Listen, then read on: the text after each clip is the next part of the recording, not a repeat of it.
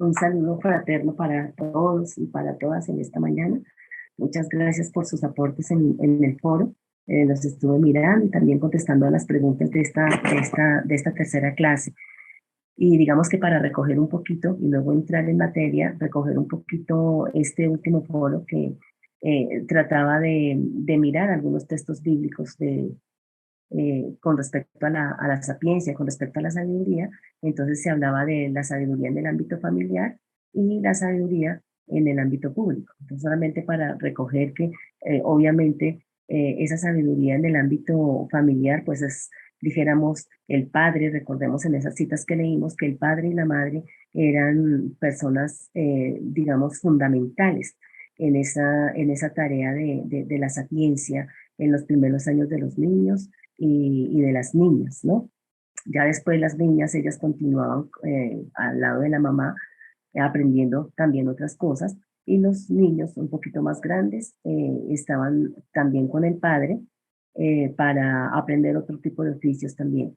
Entonces, digamos que la sabiduría, como algunos de ustedes dijeron ahí en el foro, realmente comienza en casa, ¿no? O sea, son los padres los encargados de educar a los niños, sobre todo a los niños y a las niñas, sobre todo frente a su papel en el mundo, ¿no? ¿Cuál es su papel en el mundo? ¿Cuál es su responsabilidad en el mundo? Y más si tememos a Dios, pues desde esa perspectiva, ¿no? Desde el temor del Señor.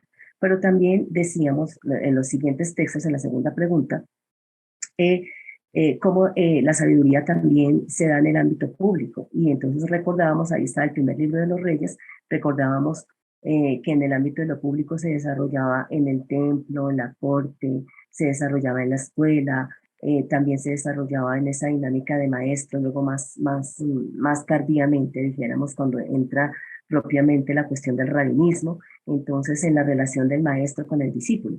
Entonces, la sabiduría estaría en ese sentido, permeando toda nuestra vida y toda nuestra existencia, ¿no? Desde que somos pequeñitos hasta que crecemos y entonces tenemos la posibilidad de relacionarnos, dijéramos, en ámbitos públicos. Entonces, ¿esto cómo lo actualizamos?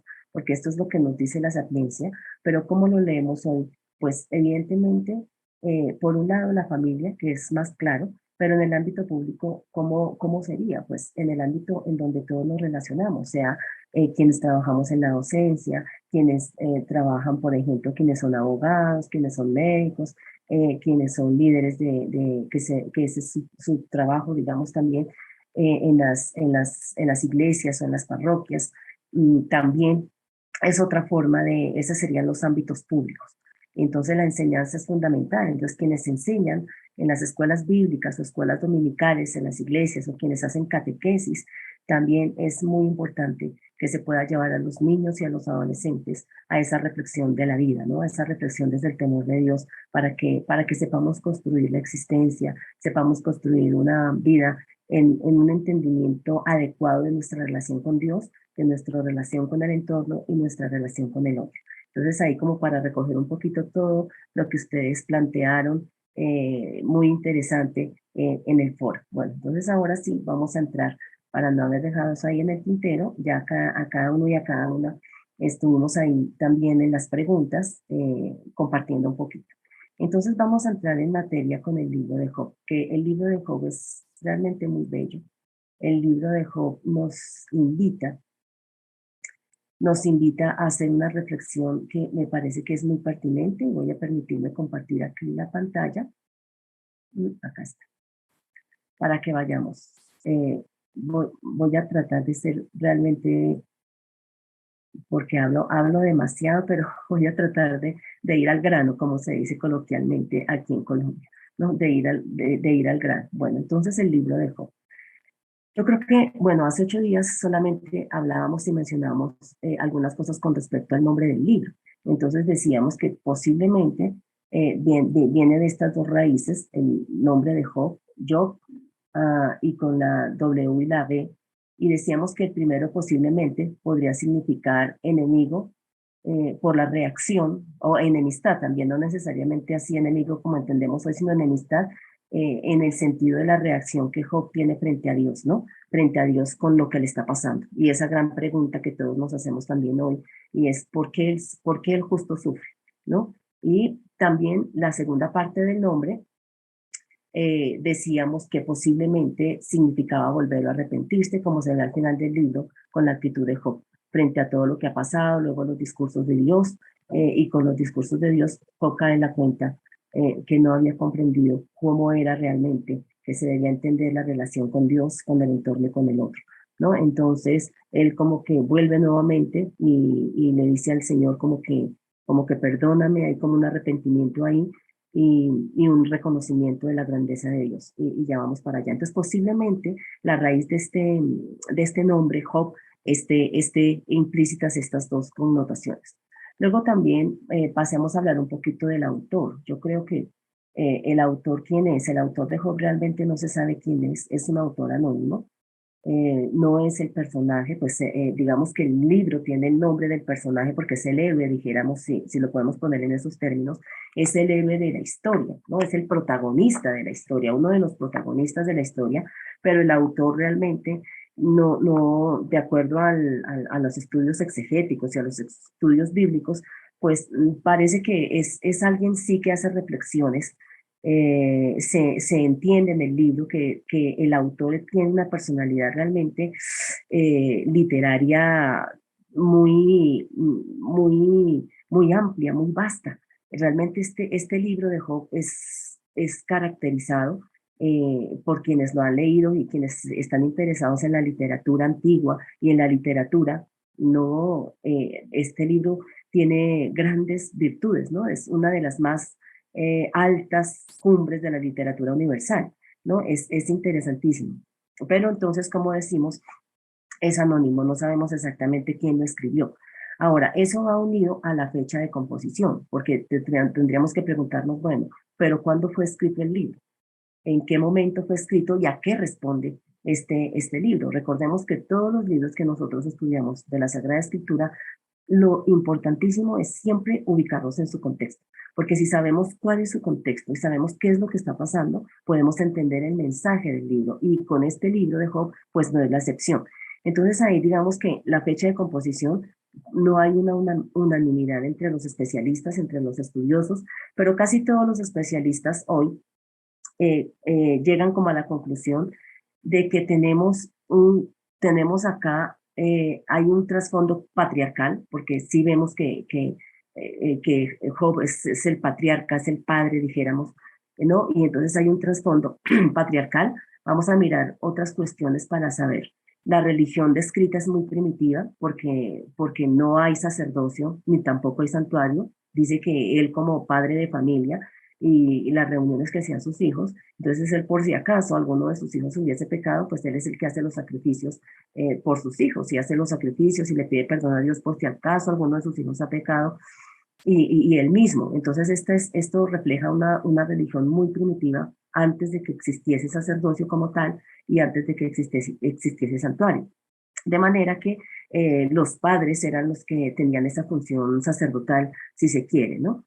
También el libro muestra como la ira divina aplacada mediante los sacrificios. Eso es bastante interesante, porque está mostrando cómo aplaco tu ira, o sea, ofrezco estos sacrificios para aplacar tu ira y que tu ira no caiga sobre nosotros. Y eso refleja, pues, realmente también algo muy antiguo, ¿no? Porque de eso no se trata el sacrificio, ¿no? El sacrificio no se trata pues eso es lo que se fue viendo en la revelación, porque todos los pueblos ofrecían sacrificios a sus dioses. Israel no era el único, ¿no? Desde que comenzó a ser una, digamos, una masa pongamos en esos términos, de tribus, dijéramos, ¿no? Eran solo tribus, pero realmente el pueblo viene a ser más adelante.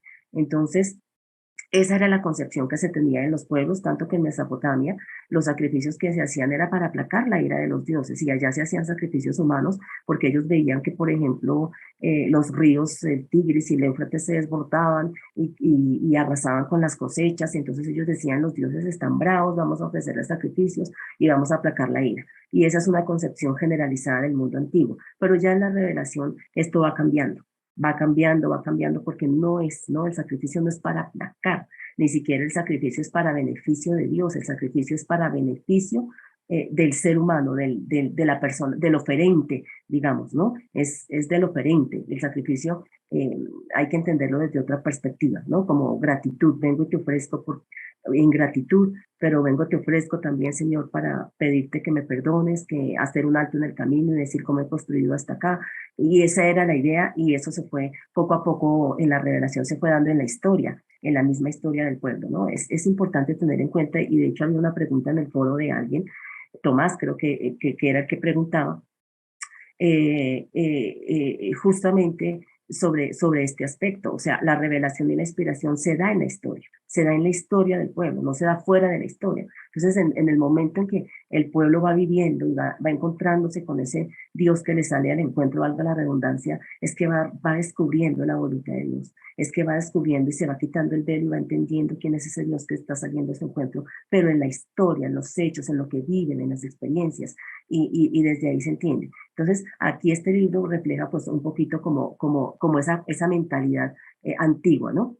También podríamos decir que aquí se ve en el libro que la riqueza se mide por la cantidad de los rebaños y los esclavos. Eso lo tenemos de manera muy interesante en el libro de los Génesis, en el libro de Génesis, ¿no?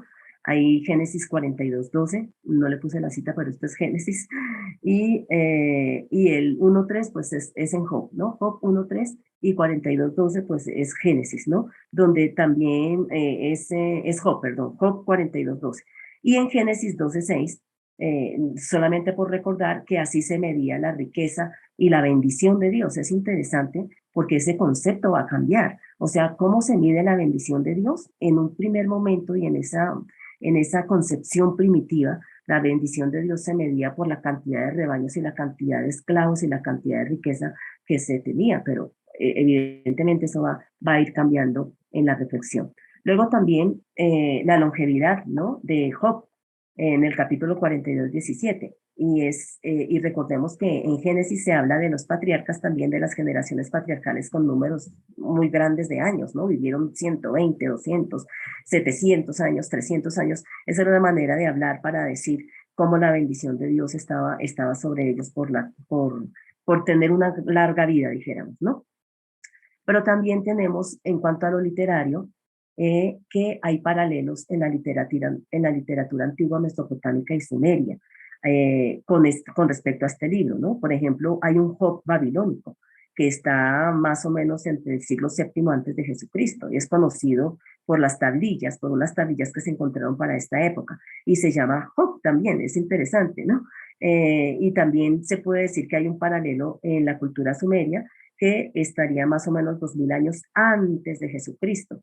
Y esos paralelos que nos muestran, pues nos muestran la probabilidad de que hubiese existido quizás algún relato eh, con respecto a algún personaje. Y como decíamos en la clase pasada, ese tipo de literatura y de recursos literarios, pues influenciaron obviamente a los israelitas porque ellos no fueron solos en el mundo, sino que había culturas a su alrededor.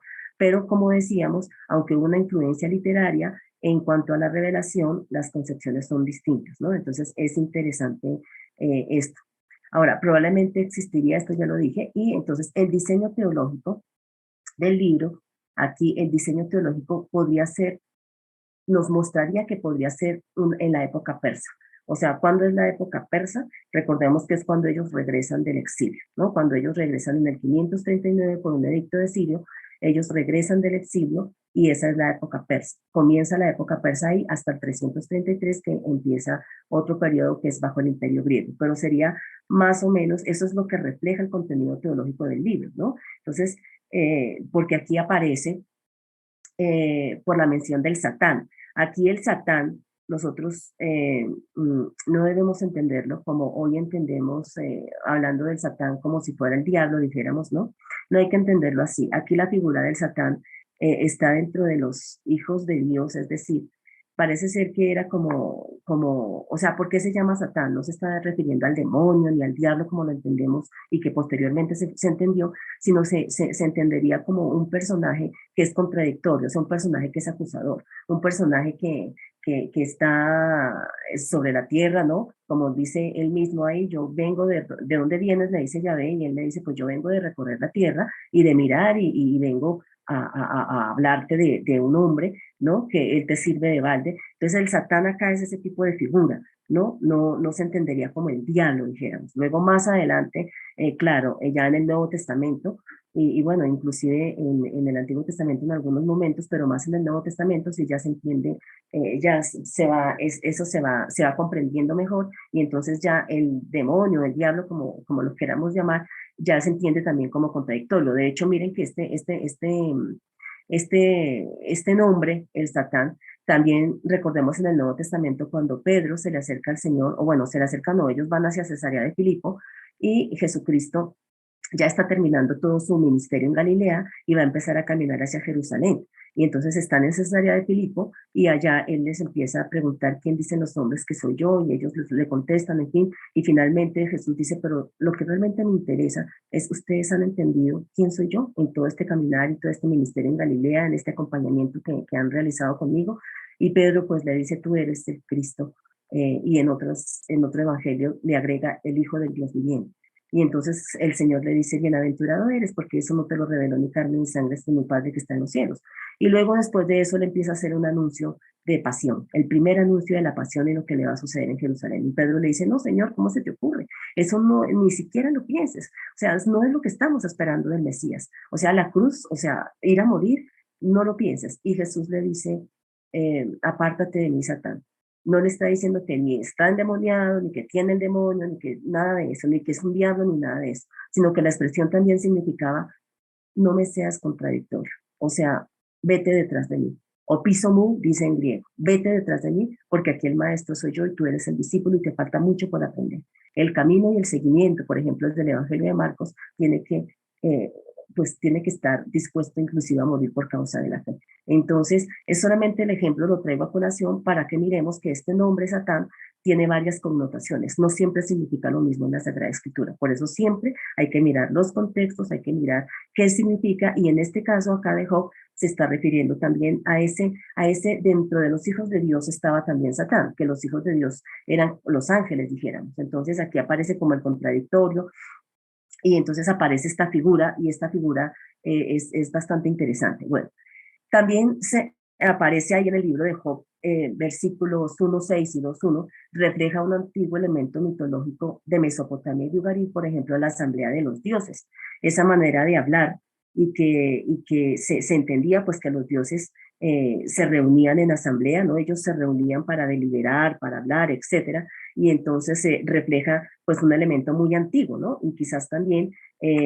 recordemos que en los Salmos también dice que el Señor se reúne en la asamblea de los dioses, pero Él es el Dios de dioses, ¿no? Él es el que está por encima de todos los dioses. Es interesantísimo porque ahí hay una, pues, influencia mesopotámica, ¿no? Y de Ugarit bastante antigua. Bueno, ¿qué más tenemos? Quizás tenemos otro elemento teológico que puede ayudarnos a situar el libro, y es que hay una crítica muy fuerte con respecto a la teología de la retribución, que la hemos mencionado mucho y ya vamos a mirar de qué se trata, como profundizar un poquito más, porque ese va a ser el tema, la crítica a la retribución va a ser el tema del libro de Job. Y esta crítica a la retribución, pues es más tardía, ¿no? El libro de Job la presenta, el autor eso es lo que va a hacer todo el tiempo, en lo que él va a mencionar, podríamos decir entonces que por estos elementos antiguos, pero también sobre todo por la teología, por todo este esquema teológico, estos elementos teológicos de la crítica fuerte a la retribución, el libro estaría puesto más o menos entre el siglo sexto después de Jesucristo, perdón, antes de Cristo, es decir, después del exilio. Y uno, porque antes se pensaba que justamente por estas tradiciones antiguas patriarcales y todo eso, se pensaba que Job era el libro más antiguo del Antiguo Testamento, precisamente por eso. Pero luego, en un estudio más profundo del libro, se ve que la crítica a la teología de la retribución es más tardía, porque eh, justamente cuando ellos fueron al exilio, una de las grandes preguntas que se hicieron quienes fueron al exilio es ¿por qué Dios nos abandonó quizás? Nosotros éramos los elegidos, nosotros éramos el pueblo de Dios, el Señor nos había dado promesas, ¿cómo es que ahora estamos en Babilonia? ¿Cómo es que perdimos la tierra? ¿Cómo es que perdimos el templo? ¿Cómo es que perdimos la monarquía? Estas grandes preguntas de por qué si nosotros éramos así y así y así. O sea, ¿por qué? Y recordemos que en el exilio hay un buen movimiento, si se quiere, de sacerdotes y de sabios que quieren recuperar nuevamente la identidad de fe de los que están en el exilio, y no solamente la fe en Yahvé, no solamente la fe en Dios, sino que también quieren nuevamente su identidad, ¿no? Y empiezan a contar todo desde el comienzo, desde los orígenes. Entonces es la mano sacerdotal la que empieza a escribir todo desde los orígenes y por eso tenemos relatos de creación desde allá para lograr entender qué fue lo que sucedió, o sea, por qué estamos en el exilio, qué fue lo que pasó, ¿no? Si nosotros éramos el pueblo de Dios, esa es como y lo que nosotros todavía nos preguntamos hoy a veces, ¿no? Entonces, este libro tiene unas enseñanzas bastante interesantes que nos van a ayudar a comprender. Además, hay otro tema que el libro trabaja y es el tema del sufrimiento del inocente, ¿no? Y que ese tema del sufrimiento del inocente se presenta de manera muy importante en el Deutero Isaías. ¿A qué me refiero con Deutero Isaías? Me refiero a los capítulos 40 hasta el 56, ¿no? Que dicen los que saben, dicen los estudiosos posiblemente, el libro de Isaías que tiene 66 capítulos y que es bastante largo y que refleja la situación preexílica, exílica y posexílica del libro del pueblo de Israel, pues estaría, digamos, compuesto en todas estas tres etapas, de manera que la parte central de Isaías, del 39 al 40, del 40 al 56, se estaría hablando de la época del exilio. Y aquí en estos capítulos está concentrado el sufrimiento del inocente, ¿no? El sufrimiento del justo que es inocente. Y en Jeremías, pues por supuesto, Jeremías es un profeta del exilio también, ¿no? O sea, estaría más o menos en esta época también, en la época del exilio, aunque Jeremías alcanza a estar antes de que Israel vaya o Judá vaya a Babilonia, él está justamente en esa transición, pero también vive todo su ministerio realmente se desarrolla en el exilio. Y también los grandes temas de Jeremías, entre otros, pues es el sufrimiento del inocente. Entonces, justamente por estos temas teológicos es que los especialistas dicen este libro tiene que haber sido o entre el exilio, terminando el exilio o el posexilio, porque hay una reflexión teológica fuerte con respecto a estos temas, ¿no? Entonces, bueno, solamente como de pasada antes de entrar al tema del libro, que es el que quiero realmente resaltar, es que miremos un poquito así a vuelo de pájaro los aspectos literarios. Entonces, él contiene prosa, es decir, narración, en el prólogo y en el epílogo, o sea, en el primer capítulo y en el último capítulo. Pero el resto del cuerpo del libro es pura poesía sapiencial, ¿no? Porque hay diálogos que van de una cuestión a otra para llegar a profundizar un tema, ¿no? Entonces ahí vienen los amigos de Job y entonces hablan con él. Los amigos de Job no son malos. Alguien también preguntaba en el foro si los amigos le habían dado malos consejos a Job. No, no le habían dado malos consejos a Job porque ellos tenían una teología de la retribución y ellos lo que estaban viendo a sus ojos es que Job algo tendría que haber hecho para que le hubiera caído semejante catástrofe a su vida, ¿no? O sea, algo tuvo, entonces tú tienes que arrepentirte, o sea, y eso es los consejos que ellos le están dando de acuerdo a su teología, y ahí vamos a ver ahorita un momentito de eso, pero bueno, entonces, ¿qué hace el poeta? Entonces, todo el cuerpo del libro está a manera de diálogos sapienciales y poéticos, ¿no? Entonces, el poeta hace uso de recursos de la poesía hebrea para ir progresando en la obra, ¿no? Para ir llevando al lector también, como que nos introduce, ¿no? Porque siempre queremos saber qué va a pasar, pero queremos también llegar a esa respuesta, queremos saber por qué él, que era tan justo y como él se describe, por qué tiene que sufrir todo lo que le pasó, o sea, bueno, y nos va llevando hasta llegar al clímax de la narración y poder probablemente desvelar ese misterio. Entonces el poeta utiliza todo ese tipo de recursos justamente para llevarnos hacia allá.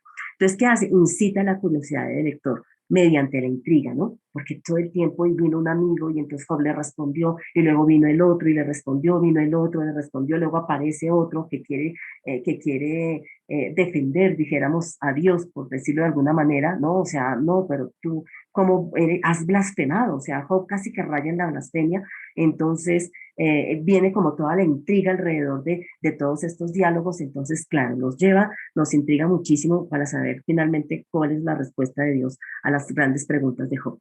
Entonces hay una relación estricta pues también entre el mensaje teológico y la poesía, ¿no?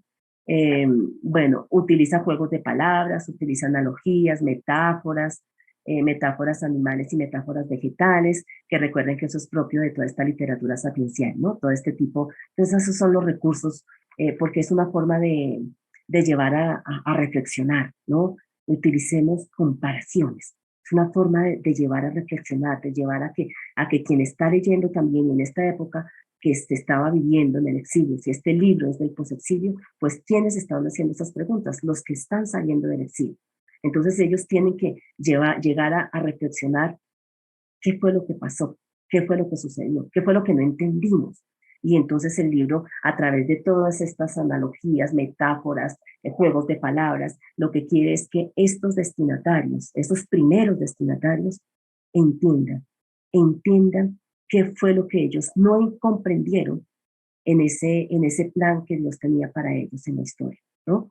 Entonces, bueno, el tema pues el problema del sufrimiento del inocente es toda la sustancia del debate. Vamos a ver la cuestión de la retribución. Permítanme, el personaje central sufre mucho, ¿no? Hay 4 diálogos donde están los amigos y Job, y luego está Dios y Job, ¿no? Tenemos Dios y el ser humano. Job representa pues a esa humanidad doliente, a esa humanidad sufriente. Si se permite esos primeros destinatarios, Job está representando a esos destinatarios primeros que están en el exilio, que son los sufrientes, ¿no? Pero también vemos a ese Dios imprevisible y misterioso, el misterio de Dios, cómo entender el actuar, el actuar, el actuar de Dios en la historia, es inentendible, no es lo que Job quiere mostrar, o sea, yo no entiendo tu actuar, o sea, yo no logro comprender tu actuar, ¿no? Es lo que Job va a preguntar. Y el sufrimiento realmente es un misterio, ¿no? Hoy nos seguimos preguntando. El sufrimiento es un misterio, pero este libro es muy bello, ya vamos para allá. Solo estoy dando las introducciones. Job no entiende el misterio de Dios, pero ¿qué pasa? Pero mantiene la integridad de su experiencia. Si bien es cierto, Job discute con Dios, porque discute con Dios, no obstante, mantiene la integridad. Y alguien podría decir, ¿cómo así? Porque sí, Job no se queda callado. Job es como ese personaje revolucionario que todo el tiempo tiene una teología y de pronto dice, pero en la práctica no es tan así. O sea, no, yo quiero saber. Y es como el que pregunta, como los jóvenes hoy, ¿no? Preguntan, no, yo no como entero. Job es como ese personaje que no come entero a esa teología tradicional que se le han transmitido, porque en su experiencia no lo ve tan así. Entonces, bueno, entonces habla cosas rectas porque reconoce la presencia del misterio de Dios. Es decir, él logra comprender que el actuar de Dios es un misterio y que, o más bien, no sé si logra comprender, pero va llegando como a esa conclusión, o sea, como que el actuar de Dios es un misterio, pero reconoce la presencia de Dios, ¿no? Y luego también se habla de nuestra relación con Dios es una realidad profunda. Es una realidad tan profunda porque hacia allá nos va llevando el libro, o sea, como para ser reducida a un razonamiento intelectual. La relación con Dios va mucho más allá de simplemente reducirla con razonamientos intelectuales. Y es lo que Job va a ir comprendiendo, ¿no? Porque él quiere comprender, pero él va para allá. Entonces, en esa frontera del misterio, en donde Dios esperaba a su amigo y este no le ha fallado. O sea, es como que el hombre se encuentra en la frontera con Dios. Espera, espera el hombre que Dios actúe como ese amigo y sabe que Dios no le va a fallar. O sea, Job se encuentra como que llega a esa frontera del misterio y él dice, yo sé que tú no me vas a fallar. O sea, está desesperado porque llega a angustiarse en un momento, pero él dice, yo sé de todas formas, como sea, pero yo sé que tú no me vas a fallar y espero encontrarme contigo. Esa es la gran esperanza de Job en todo el libro, ¿no? Dice, Señor, o sea, yo quiero que tú me respondas. Sé que tú no me vas a fallar, yo no entiendo muchas cosas, pero yo sé que tú no me vas a fallar. Y entonces por eso decíamos que el libro nos imbuye en toda una intriga, es bastante interesante. Entonces, Job ha hablado de su experiencia, ¿no? Se ha portado como un hombre de fe de todas formas. Es interesantísimo, porque él se presenta como un hombre de fe, él sabe que Dios es justo, pero en la práctica no entiende, ¿no? Él sabe que Dios es justo, pero en la práctica no entiende. O sea, jamás quita su fe de saber que Dios es justo y que Él actúa con justicia. Entonces, luego, después de esto, quiero decirles lo siguiente. ¿Cuál sería como la estructura del libro? La estructura del libro se presenta como, bueno, hay varias maneras de estructurarlo, de dividirlo, si se quiere, pero sobre todo hay una propuesta que es muy interesante porque realmente es una metáfora legal, es decir, cuando hablamos de metáfora legal, estamos hablando, aquí podemos entender el contenido del libro de la siguiente manera. Hay una anticipación, que es el prólogo en los capítulos 1 y capítulo 2. Luego viene la posibilidad del recurso a los tribunales, por eso decimos metáfora legal, porque el personaje Job invita a Dios, ¿no? A que vayamos a un juicio. Por eso es metáfora legal. O sea, va a haber un juicio. Y yo quiero que tú, Yahvé, vengas y que, y que tú me digas cuáles han sido mis fallas. ¿Qué fue lo que yo hice porque yo no lo logro entender? ¿Qué fue lo que yo hice para merecer lo que me está sucediendo? Porque es que yo era justo, porque es que yo no dejaba a las viudas, porque es que yo le daba a todo el mundo, porque yo hacía sacrificios, porque yo hacía, porque yo, o sea, me debes una explicación en otras palabras, ¿no? Entonces, aquí él quiere encontrarse con Dios, él quiere que él venga como juez. Luego, en los capítulos 29 y 30 está el testimonio del acusado, porque ahí en los capítulos 29 y 30, pues él va a seguir y van a aparecer unos acusadores, ¿no? En medio de todo eso, vienen a aparecer unos acusadores que le van diciendo qué es lo que ha hecho, que es que usted ha hecho mal, revísese, vaya al fondo de su corazón, porque algo tuvo que haber hecho, porque esa era la teología de la retribución. La teología de la retribución decía, ¿no? Que si usted le va bien, es porque usted se portó muy bien, pero que si a usted le va mal, usted se portó muy mal. Esa es la teología de la retribución. Y Job la critica y dice, yo me porto bien y no me está yendo bien. O sea, en la práctica, no. Yo quiero que alguien me responda esto que yo no logro comprender, ¿no? Y entonces estamos aquí en medio de un juicio, viene el veredicto de un juez, luego viene el reto del acusado en los capítulos 38 al 40, porque es cuando Yahvé entra a hablar con Job. Pareciera que no le responde, pero sí le responde. Luego se desecha el recurso a los tribunales y luego viene al final, en el capítulo 42, la exculpación del acusado, ¿no? Que en ese caso Job se siente como el acusado. Entonces, a grandes términos, aunque tenemos sapiencia, tenemos poesía, ¿cuál es el gran género literario de Job? Pues es un debate o es una disputa legal. También en medio de esa disputa legal está la lamentación, está el diálogo, tiene muchos recursos propios de la poesía hebrea, ¿no? Entonces, así las cosas, ahora sí, ya después de toda esta introducción, ahora sí quiero decirles de manera general de qué trata el libro. Bien. Entonces, bueno, ya hemos dicho que la teología de la retribución era lo que se pensaba y así se había vivido siempre en Israel, hasta el exilio, siempre. Pero cuando ellos van al exilio, esa gran pregunta de si nosotros somos tus hijos, tus elegidos, y teníamos unas promesas tuyas, ¿por qué estamos acá? Entonces, Job se hace esa pregunta. Job es como ese representante de esos del exilio que están haciendo esas preguntas. Entonces, Job dice, no, yo sí quiero ir más allá, porque en la práctica, o sea, si eso es cierto, en la práctica yo no lo veo. Entonces yo quiero, Yahvé, que tú me digas. Ya dijimos que los amigos vienen y le dicen qué es lo que pasó, etcétera, arrepientas, etcétera, pero concentrémonos en el discurso de Yahvé, porque toda la trama, dijéramos, del libro va en esa dirección, en que él quiere que el misterio de Dios, o sea, que Dios venga. Y Job se juega varias cartas, las pone sobre la mesa. Una de ellas es, Señor, yo sé que no hay hombre sobre la faz de la tierra que te vea y viva. Y yo me quiero jugar esa última carta. Yo quiero que tú vengas, que tú te me presentes y que tú me expliques, porque yo no entiendo mis sufrimientos y lloramos. Yo quiero que tú vengas y que tú me acuses, o sea, que yo logre comprender qué fue lo que hice, para merecer el sufrimiento si soy justo. Y me voy a jugar la última carta. ¿Cuál es la última carta? Que tú te me presentes si yo muera, porque no hay hombre sobre la faz de la tierra que te dé vida. Por eso esas expresiones, aunque me mate, en él esperaré, porque eso quiere decir eso. Aunque me mate, o sea, aunque tu presencia y que yo me encuentre contigo y el ver tu presencia me mate, no me importa, me juego la última carta, pero yo espero en ti. No tengo un fiscal, porque eres tú el que vas a venir a acusarme. Y yo necesitaría un fiscal que como que me exonere, que saque la cara por mí, dijéramos, ¿no?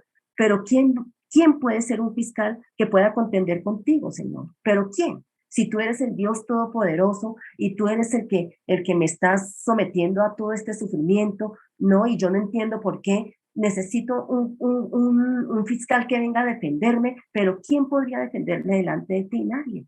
De manera que tú mismo eres el juez, pero tú mismo eres el fiscal, tú mismo eres todo. Y como tú mismo eres todo, yo tengo esperanza en ti. Yo tengo esperanza en ti, porque él no perdió jamás la fe.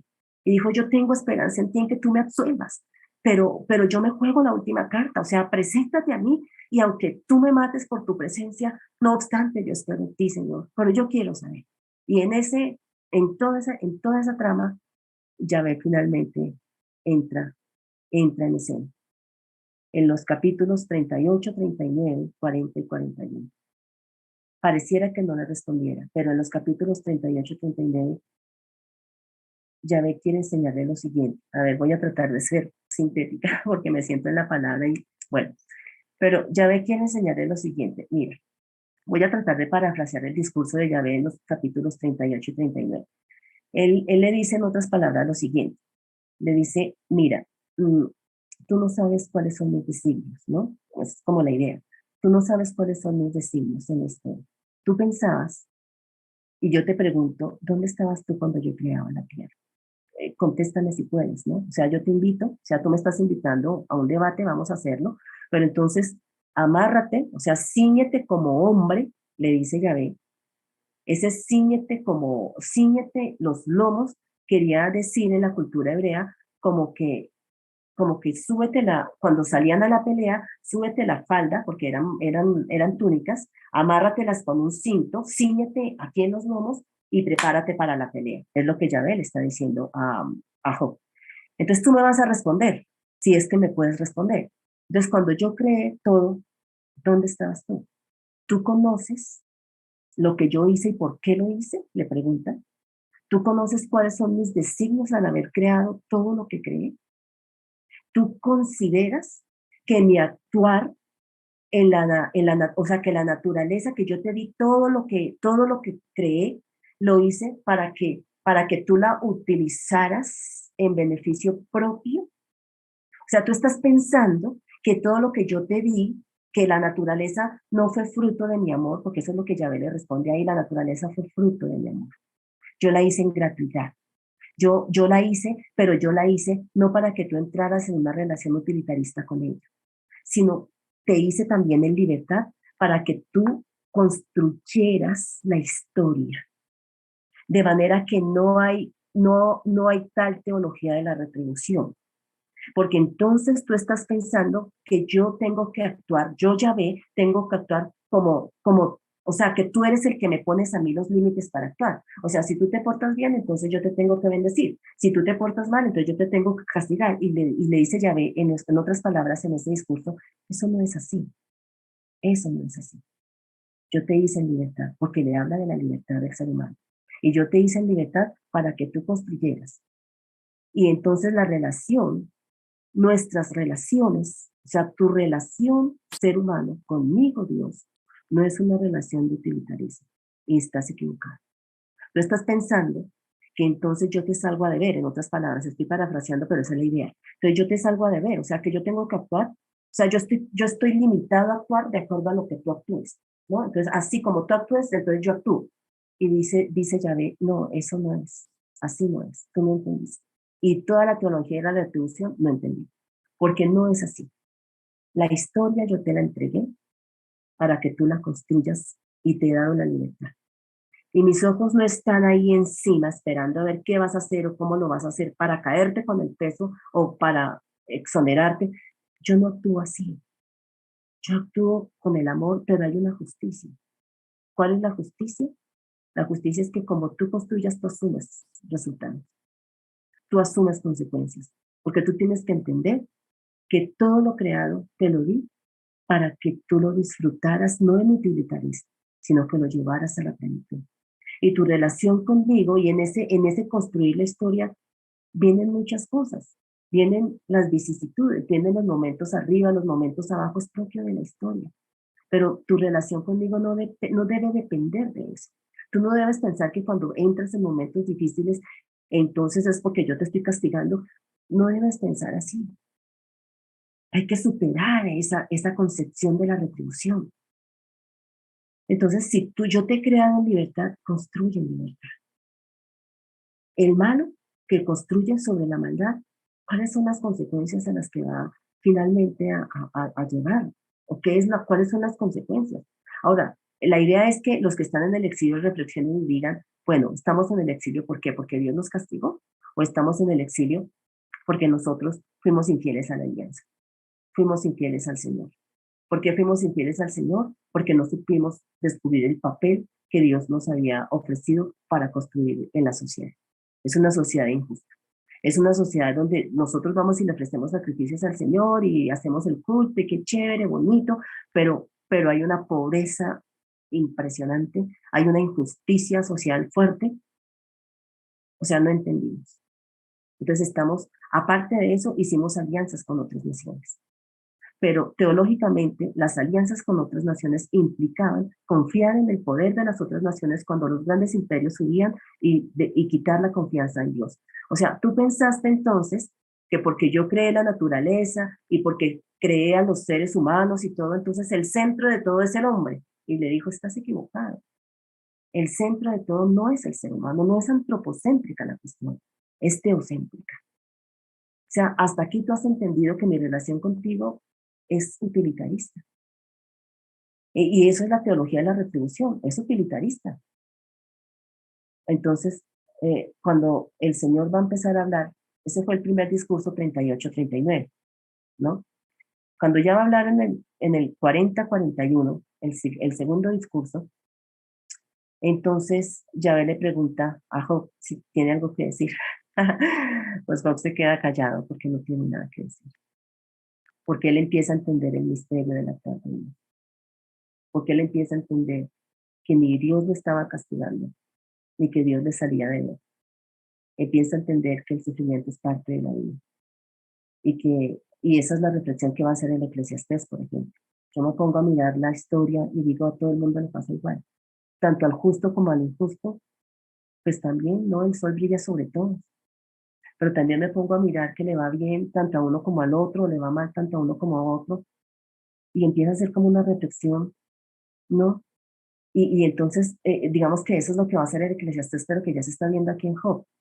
Y entonces Job se queda callado porque, caramba, se empieza a entender que eso no era como él pensaba. E inclusive, aunque los amigos de Job salen de escena, inclusive hasta para los amigos de Job, ellos quedan sin palabras porque tienen que replantear la teología. Nosotros pensábamos que tu actuar en la historia era así, que tu actuar en la historia dependía de nosotros, los seres humanos, ¿no? Los antropocéntricos. El centro de la historia somos nosotros los hombres. Entonces tú actúas de acuerdo a lo que nosotros te planteamos que hagas. Y pues no, así no son las cosas. Entonces Job no tiene nada que decir. Y en los siguientes discursos, en el siguiente discurso de Dios, en el capítulo 40-41, le habla de la justicia. Le dice, y yo soy justo y te he creado en libertad para que tú en libertad establezcas la justicia. Para que tú en la libertad, en tu manera de actuar y en tu manera de construir la historia, establezcas la justicia. No has entendido mi actuar en esto. Si me permiten hacer una actualización de estos discursos, hoy en día estamos muchos pensando igual que Job. Estamos pensando muchos, porque esta es una teología que nos han transmitido y le digo con muchísimo respeto, pero quiero que reflexionemos porque Job nos está invitando y nos está interpelando también. Nos está interpelando y nos está invitando a reflexionar y a decir, el actuar de Dios no depende de mi actuar. O sea, ¿por qué lo tengo que limitar? Mi relación con Dios tiene que ser una relación de amor. Mi relación con Dios no puede ser una relación utilitarista. Entonces, cuando sufro, Él me sale a beber y entonces cuando sufro y cuando me pasan situaciones adversas y difíciles, entonces, ¿por qué? No, eso es parte de la historia, pero mi relación con Dios no puede basarse en eso. El actuar de Dios es justo, es muy justo, pero yo tengo la libertad de construir como Él me ha dicho que construya. Y tengo que asumir o consecuencias positivas o negativas, pero también al final, ¿no? Pero también el justo vive la historia. Y al vivir la historia, pues no está exento a sufrir. Es parte de la vida. Que Dios tiene la culpa de eso, ¿no? Dios no tiene la culpa de eso. Ahora, si lo leemos a la luz de la teología del Nuevo Testamento hacia atrás, en clave de Cristo, decimos que claro, Pablo es el que hace como toda la explicación, aunque no estamos en el Nuevo Testamento, pero Pablo hace la explicación de eso y dice todas las consecuencias del sufrimiento de la humanidad, tanto del justo como del injusto, son consecuencias por el pecado. Cuando el pecado entró en el mundo, todo esto pasó. Eso lo hace Pablo desde el Nuevo Testamento. Pero si no tomamos a Pablo y nos paramos solamente acá, entonces de aquí para allá, o sea, que todavía no es una lectura cristiana, eso es lo que Yahvé le está diciendo al pueblo de Israel. Yo hice una alianza con ustedes. De hecho, el nombre Yahvé aparece ahí porque es el Dios de la alianza. Hice una alianza con ustedes. Él quiere que ellos reflexionen y digan, y que ellos piensen en eso. O sea, hubo una alianza, es el Dios de la alianza, pero ustedes fueron infieles al Dios de la alianza. Ustedes pensaron que porque los elegí, entonces tienen privilegios y son elegidos no, la elección comportaba una responsabilidad. Ustedes tenían que construir con justicia y no lo hicieron. Se apartaron de mí, lastimaron a su hermano pobre. O sea, y esa no era una construcción comunitaria, nunca la hicieron. Ese era el proyecto de Yahvé, una construcción comunitaria de pueblo de Dios, de ser testimonio para que las demás naciones conocieran al Señor y fueran a adorar al Señor, pero no entendieron la relación, me utilizaron. Básicamente eso es lo que responde Yahvé en estos dos grandes discursos. Y finalmente, ¿cómo termina el libro? Pues después de eso, Job habla, ¿no? Y Job dice, ¿qué es lo que dice? Esas expresiones, conozco que todo lo puedes, que mi pensamiento no se puede esconder de ti, Señor. Yo hablaba lo que no entendía. O sea, yo pensé que sabía cómo era que tú tenías que actuar en la historia. Yo pensé, ahora tengo que callarme. Tengo que callar y cerrar mis labios, porque ahora entiendo, Señor. Ahora mis ojos te han visto. Y cuando habla de que los ojos te he escuchado y te he visto, es ahora he profundizado en el misterio de tu actuar. Ahora tú me has dejado profundizar en el misterio de tu actuar en la historia, Señor. Y yo me arrepiento hasta el polvo, porque yo pensé que mi relación contigo, o sea, yo llevaba una relación utilitarista contigo, Señor, y que tú me sabías a bien. Pero ahora entiendo, Señor, que tú me has dado la libertad para construir la historia. Y en esa libertad de construcción de la historia me has permeado, me has participado de tu sabiduría para que yo lo pueda hacer. Pero en ese construir la historia vienen vicisitudes, tanto al uno como al otro. Vienen. Pero mi fe y mi relación contigo siempre tiene que ser una relación de amor, basada en el amor y en la gratitud. Mi relación con mi entorno, que tú me lo diste, tiene que ser una relación de amor, una relación de cuidado. Mi relación con el otro tiene que estar basada en una relación de comunidad, pero a veces subyugo al otro y lastimo al otro. No había entendido, Señor. Eso es básicamente lo que Job está diciendo. No había entendido y ahora logro comprender tu actuar. Ahora logro entender tu actuar, Señor. No tengo nada más que decir. Me arrepiento hasta el polvo. Entonces, el Señor, ¿cómo termina el libro? El libro termina diciendo que el Señor le dio el doble de lo que tenía. Y uno preguntaría, ¿cómo así? ¿Otra vez retribución? No. O si no, se cae todo el argumento de los discursos del Señor. Otra vez retribución, no.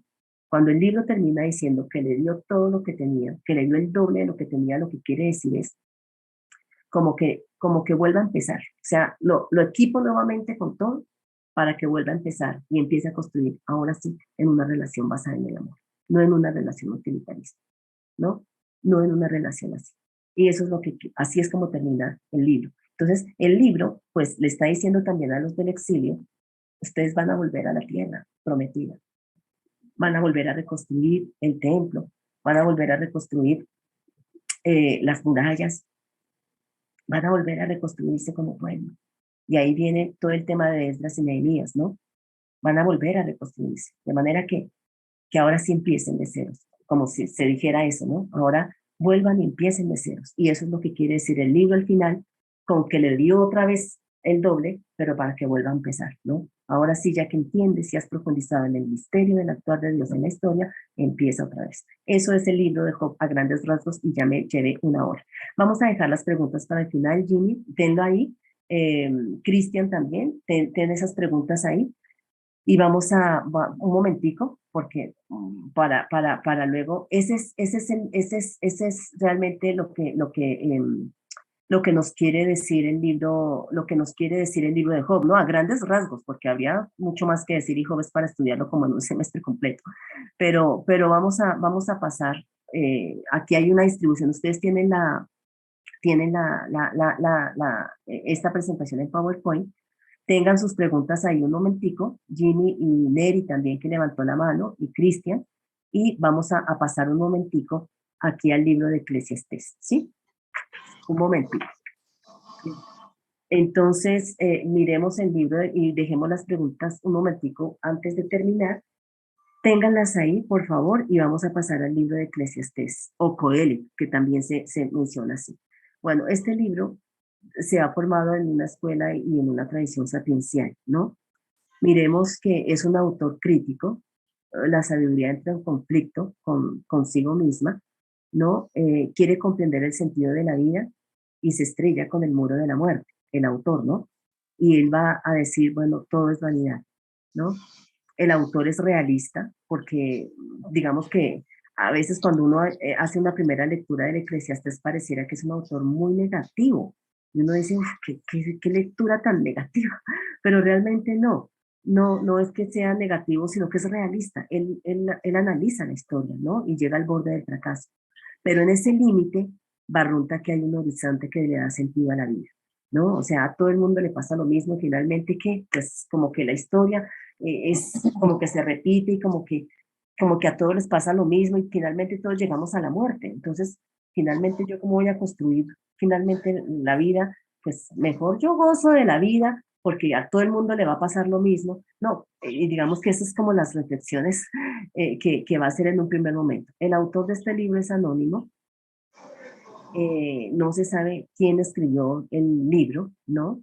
Se pensó pues que era Salomón, porque se pone como tradicionalmente pues se ha pensado que el autor del libro pues ha sido Salomón, ¿no? Y eso es parte de la tradición, ¿no? Pues por lo que representó Salomón en la tradición sapiencial, ¿no? Por la sabiduría de Salomón, que se apoya sobre todo en esa afirmación del autor que hace ahí en el 1:12, yo, Coelet, fui rey en Israel, de Israel en Jerusalén.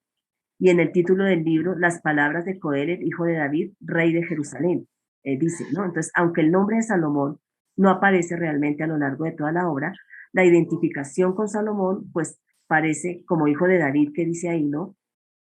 Y que también fue rey de Israel, es más por la tradición, ¿no? Pero este rey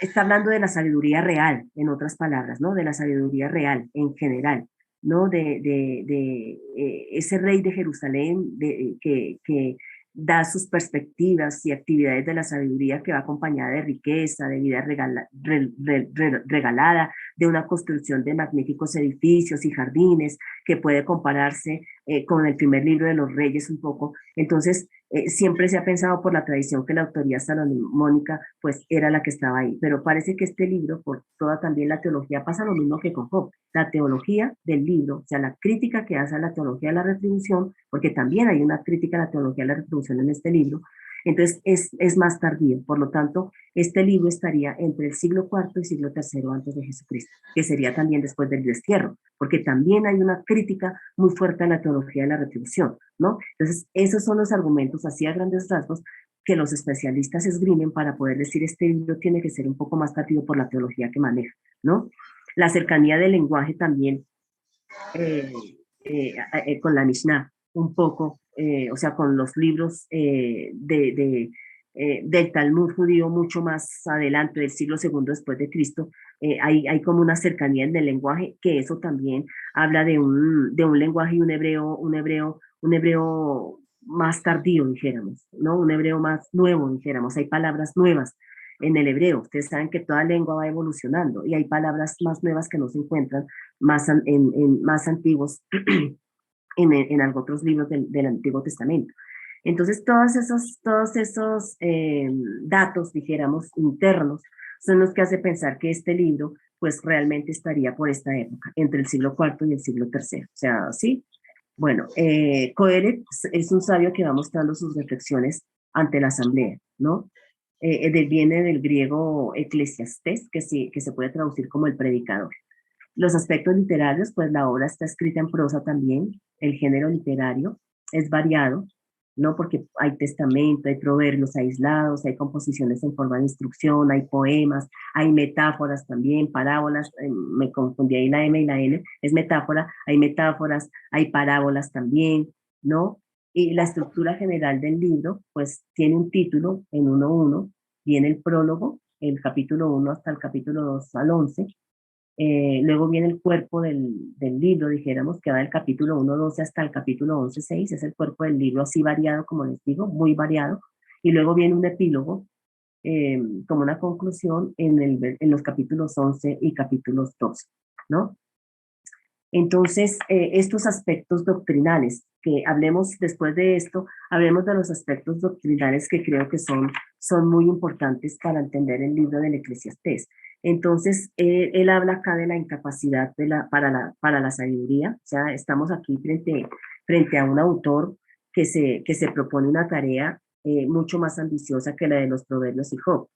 Y es que mientras que los proverbios casi se sitúan en la línea de la sabiduría convencional, ¿no? Porque propone a sus lectores un modo de adquirir un conocimiento y que les aseguro pues la existencia en todas las facetas de la vida, ¿no? Eso es lo que hace Proverbios, lo que hemos dicho, asegura la existencia, una larga vida, una perpetuidad del nombre, con el temor del Señor, que es el hilo conductor ahí, y la concepción de la doctrina de la retribución, ¿no? Que es muy fuerte en estos primeros libros. Entonces, Proverbios va como por esa línea, ¿no? Se caracteriza por esa confianza en el conocimiento humano orientado por el temor del Señor. Mientras que Job encontramos que la víctima, Job es la víctima de Dios, ¿no? Dijéramos, porque lo trata de manera como inmisericordia, que él es capaz de soportar su agonía, que espera que su antigua amistad con Dios se renueve, y por el momento se oculta pues, tras ese silencio, ¿no? Dios se oculta tras el silencio. Y bueno, mientras que estos libros hacen eso, ¿qué hace Coelho o Eclesiastés? Por su parte, ¿qué hace? Parece no confiar en el conocimiento propio del ser humano, ¿no? Como que no porque no creyese tampoco en Dios, que Dios le ha dado la sabiduría al ser humano, sino porque el hombre está incapacitado para poder rastrear o poder descubrir la presencia de Dios, ¿no? Poder descubrir esos dones con los que Dios lo ha capacitado para que pueda vivir la vida, ¿no? Entonces, el Eclesiastés por eso es que habla de esa incapacidad del ser humano, si no es porque Dios se le revela y le revela sus dones, el ser humano no podría, sería incapaz para realmente descubrir esa sabiduría que Dios le ha participado, ¿no? También tenemos otro punto doctrinal y es el rechazo social del sabio. Entonces, ¿qué dice? Porque el predicador ahí va a decir en algunos momentos como como que tiene una amargura en su corazón, ¿no? Es como una fuente de amargura, y que dice como el rechazo social del sabio. O sea, ¿de qué le sirve el consejo del sabio a la sociedad si la sociedad no le acepta el consejo, ¿no? Y entonces la sociedad vive como quiere porque no acepta el consejo del sabio. no acepta, ¿no? Entonces el poder político parece que es ciego, que es sordo frente a la sabiduría del sabio, porque establece la injusticia, como que la cuestión no, ¿no? Entonces recurre al uso de la fuerza y entonces el predicador se siente como un poco en amargura porque estoy en una asamblea y estoy hablando de la sabiduría, pero pareciera que no me escuchan, no me ponen atención, ¿no? Porque la sociedad se construye diferente. Es como decir hoy en día, ¿no? Dijéramos, uno ve, sobre todo cuando se tienen charlas con los jóvenes y que a veces como que el maestro se siente frustrado porque los jóvenes terminan haciendo aquello que ya habíamos hablado y habíamos dicho y entonces entran en una vida que no debiera ser y como que hay cierta frustración. Como que en esa analogía, en esa comparación, es lo que está sintiendo acá el predicador, ¿no? Como que se siente frustrado porque no. Entonces esa es otra idea doctrinal que va a manejar acá. La siguiente es la inexistencia de la novedad, o sea, como que la ineficacia de la sabiduría no deriva solamente de esa incapacidad humana y de ese menosprecio social del sabio, ¿no? Sino que en el mundo hay un elemento eh, que imposibilita al hombre sacar como algo nuevo, ¿no? Como algo nuevo, dice, porque él dice, el universo está en total movimiento y que el universo pues no abandona su órbita. El Sol siempre va hacia la meta de volver a salir al día siguiente, a efectuar el mismo recorrido, el viento gira de un sitio a otro sin una finalidad aparentemente, ¿no? Los ríos caminan y caminan sin cesar, como que el universo va ahí y que no hay nada nuevo, ¿no? Y ninguno de ellos ya, no, como que no hay nada nuevo debajo del sol, lo va a decir ahí en el capítulo 1, versículo 9. Entonces, él dice, bueno, ¿para qué esforzarse en buscar algo nuevo? Y a pesar de esas reflexiones tan realistas, porque no es que sea pesimista, sino que es muy realista frente a la vida, a pesar de todo eso, el predicador examina todo lo que se hace debajo del sol y ¿qué hace? Pues ofrece un resultado de su experiencia. Y dice, pues todo es vanidad, es un anhelo inútil lo que de antemano se hace, ¿no? Porque finalmente, ¿a qué? Pero fíjense que el libro sí va a terminar con una reflexión. Luego habla de la inutilidad, de la inutilidad del esfuerzo humano, ¿no? Entonces a lo largo de su obra pues también se ve una serie de razones y él pregunta, ¿no? Pues ¿para qué se afana el hombre por conseguir bienes de fortuna si quizás no va a poder disfrutar de ellos porque pues va a ir a morir también como todo el mundo?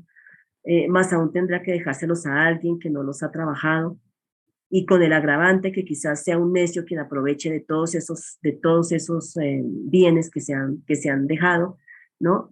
Y luego él habla, otro de los aspectos doctrinales, habla del fracaso de la muerte, ¿no? Entonces toda la obra de Coelho está impregnada de ese amargo sentimiento de que la muerte pues finalmente destruye todo lo que el ser humano ha hecho durante su vida, ¿no? Entonces, él pregunta ahí en el 2.16, ¿qué valor tiene la sabiduría si la muerte igual se da para el sabio y para el necio? Una misma suerte toca a todos, al inocente, al culpable, al puro, al impuro, al que ofrece sacrificios y al que no lo hace, ¿no? Al justo y al pecador. La mente del hombre está llena de desatinos. Mientras vive piensan en locuras, pero finalmente, tanto hombres como animales, porque ahí hace una equiparación entre los animales también con los hombres y dice que finalmente, ante unos como otros, a unos como a otros, pues finalmente les llega es la muerte. Fíjense que estas reflexiones que hace el Eclesiastés pareciera que fuera muy negativo, pero realmente no, y él dice, bueno, todo es vanidad finalmente, ¿no? Y dice pues, todo se repite, y la obra está enmarcada en dos grandes poemas, que es el tema de la inutilidad del esfuerzo humano ante la presencia de la muerte, y ahí acaba en el capítulo 11, está en el capítulo 11 y en el versículo 11. Y luego el segundo poema, pues está en el capítulo 12, ya terminando. Y entonces, pero finalmente después de toda esa reflexión que hace el predicador, ¿no? Dice, bueno, pero en medio de todo, lo voy a parafrasear, en medio de todo eso, y que sí, que a todos acontezca de la misma manera y todo, de todas maneras, el fin del justo no es igual que el fin del maldad, aunque a todos les acontezca igual y que la muerte llegue para uno y para el otro, pero no es igual. Entonces, por eso él termina diciendo, bueno, pero finalmente después de toda esta reflexión como tan realista que estoy haciendo, ¿cuál es el fin de todo el discurso? Es teme a Dios y apártate del mal. O sea, sí tiene una ventaja el justo sobre el malvado. Y es que construye su vida, aunque le acontezca igual y la muerte le llegue, pero construye su vida bajo el temor de Dios. Y sí tiene una ganancia, porque el fin del justo no es el mismo fin del injusto. Y ahí ya se empieza a vislumbrar esa teología que no es tan clara en el Antiguo Testamento y que empieza a darse mucho más hacia finales, dijéramos entre el siglo III y siglo IV, en el tiempo de la revuelta de los macabeos, que se empieza a pensar, bueno, en el más allá, porque la resurrección no es clara en el Antiguo Testamento, ¿no? Se pensaba, entre los hebreos se pensaba que la persona vivía y aquí era donde recibía como el pago, dijéramos, ¿no? Aquí en la vida. Entonces, cuando moría, pues volvía su espíritu a Dios quien lo dio y dormía, dijéramos, iba al Hades, y ahí como que quedaba todo, ¿no? Así se pensaba antes. Pero en las reflexiones y en la revelación que se va dando de manera paulatina, Dios va saliendo a su encuentro y se va revelando, ya aquí se empieza a vislumbrar que no es igual el fin del uno como del otro. Porque aunque aquí no es tan clara la cuestión y que va a ser más clara en los libros de los Macabeos y va a ser más clara en el libro de Daniel, que Daniel es tardío también, o sea, Daniel estaría entre el siglo III, por el género apocalíptico que tiene, ahí sí ya se empieza a hablar de resurrección. Como que ya sí se empieza a vislumbrar un horizonte en donde se dice, de todas maneras, sí se hace la diferencia entre el justo y el injusto, porque el justo construye bajo el temor de Dios.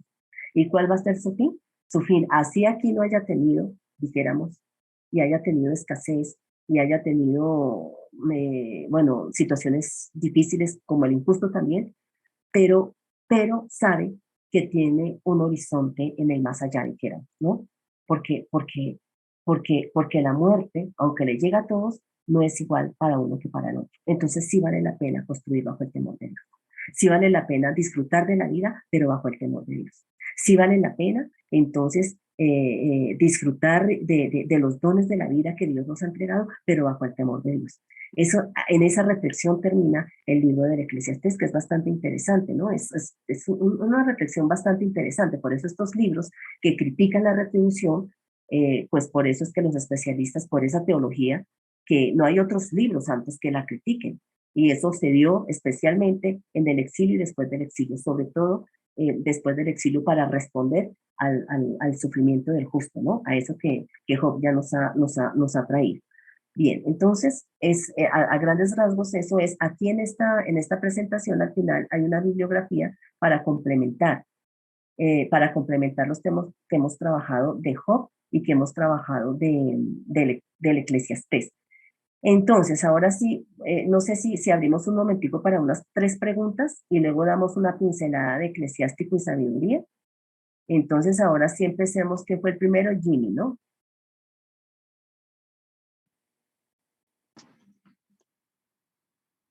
Jimmy, adelante. Profesor, buenos días, profesora. Muchas gracias por ese conocimiento suyo de la palabra de Dios. Mi pregunta es, ¿cómo ayuda el sufrimiento y la calamidad a los creyentes y cómo se puede aceptar la voluntad de Dios en tiempos de adversidad? Ujú. Sí, gracias, Jimmy, porque tu pregunta es muy importante y es supremamente importante porque esa es la pregunta que todos nos hacemos, ¿no? Mira, en el Antiguo Testamento se va entendiendo como lo acabamos de decir.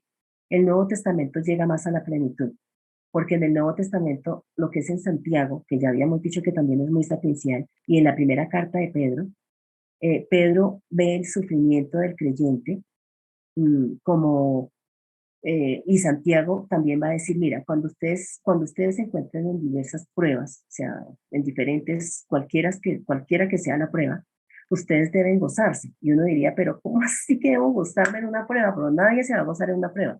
Pero Santiago dice, digamos que la revelación llega más a la plenitud en el Nuevo Testamento a la luz de Cristo, claro. Entonces Santiago va a decir, claro, porque es que miren, el sufrimiento para el creyente, o sea, las diferentes circunstancias, son como cuando el lodo es metido en el crisol, ¿no? O sea, ¿cómo debe ver el creyente, cómo nosotros creyentes de la denominación que sea, cómo debemos ver el sufrimiento cuando nos llega? Pues debemos verlo como que si nosotros fuéramos el oro y que estamos siendo metidos a un crisol para ser purificados, porque es que el sufrimiento trae beneficios. ¿Qué trae? ¿Qué trae? Pues el sufrimiento, por un lado, me ayuda a madurar como ser humano, me ayuda a madurar en la fe, me ayuda a también a ser un mejor ser humano, si se quiere, y a ponerme, como se diría coloquialmente, en los zapatos del otro para entenderlo y no juzgarlo. O sea, el sufrimiento me forma, dijéramos, eso es lo que dice Santiago, ¿no? El sufrimiento, las diferentes pruebas forman. Y Primera de Pedro también está como en un punto de contacto ahí con Santiago. La primera carta de Pedro dice que efectivamente el sufrimiento del creyente que vive en un mundo que le es hostil por ser creyente, por causa de la fe, por causa de su manera de vivir, que es justa, por causa de su manera de ser, pues la sociedad donde quiera que esté, le hace bullying, como se dice hoy en día, ¿no? Entonces, le pone un fundamento cristológico al sufrimiento. ¿Y cuál es el fundamento cristológico? El fundamento cristológico es que cuando el creyente está en sufrimiento, alce sus ojitos y mire el sufrimiento del crucificado. Mire el sufrimiento de Cristo, que no merecía. Él dice, el justo por los injustos para llevarnos a Dios. Él no merecía eso, pero Él se encarnó y tomó toda nuestra condición humana de verdad. No fue una apariencia, ni estaba, no, Él realmente tomó nuestra condición humana y Él también sufrió. Él sufrió muchas vicisitudes precisamente por establecer el reino de Dios tan esperado por los judíos, pero desde dónde se establecía, ¿no? Y entonces sufrió soledad, sufrió muchas cosas hasta que fue a la muerte, hasta que fue a la cruz, pero ese sufrimiento del crucificado redundó para vida, porque Él fue resucitado, está sentado a la derecha de Dios Padre y le dio vida a la humanidad. Entonces, ese es el fundamento cristológico del sufrimiento del creyente. Entonces, cuando el creyente esté pasando por diversas pruebas, cualquiera que sea, mírele el valor del sufrimiento, porque el valor del sufrimiento, o sea, el sufrimiento tiene un valor muy grande delante de ellos, porque es por causa de la fe. Claro que Pedro también aclara, ¿no? Usted no vaya a sufrir porque se mete en lo que no debe meterse, sino que sufra por causa de la fe. Es desde ahí. Entonces, así es que hay que, Jimmy, mirar el sufrimiento y que es parte de la vida, vuelvo y repito, ¿no? A veces pensamos que Diosito me mandó esto, Dios no me manda eso.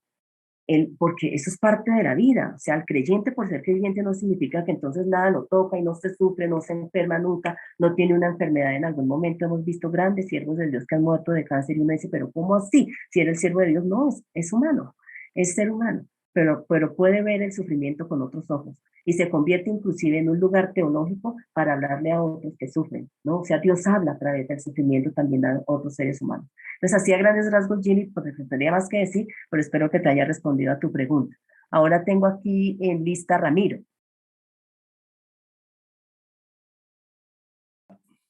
Hola, ¿cómo está? Buenas. Bien, Quería Ramiro. hacer dos rápidos comentarios y una consulta para usted. Cuando se le preguntó y dijo de los amigos de Job, de que no, bueno, hablaron simplemente, pero aquí en Job 42:7 dice, ¿no? Que después de que Jehová habló estas palabras, dijo Elifaz de Manita, mi ira se encendió contra ti, tus dos compañeros, porque no habéis hablado de mí lo recto, como mi siervo Job. Entonces, sí, Dios se enojó con ellos, ¿no ves? Realmente eso es una cosita. La otra cosita es en 42 también que me encanta, que Dios dice, es sabiduría contender con Dios omnipotente.